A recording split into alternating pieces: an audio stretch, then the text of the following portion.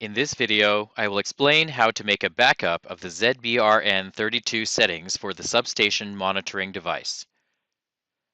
After all sensors of the Zigbee concentrator have been successfully paired, it is very important to back up the configuration of the Zigbee concentrator. This will save information that is needed in case you need to replace the Zigbee concentrator. If the settings have not been backed up and a hardware failure occurs on your Zigbee concentrator, all the sensors connected to it will also need to be replaced. Before you start, ensure that your SD card is unlocked and that it has been formatted. It is a good idea to test your SD card first with an external SD card reader to ensure that you can connect the card to your computer.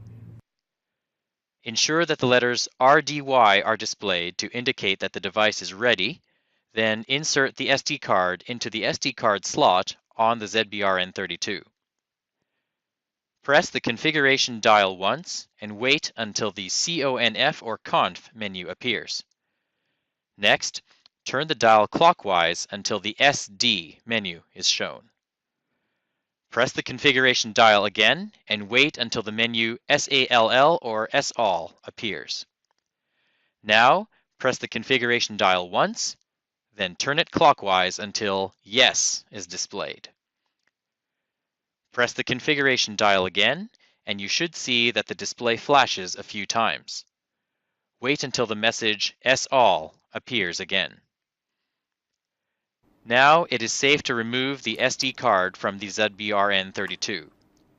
Connect your SD card to your computer and save a backup copy of the device and net folders. This is the end of the backup procedure.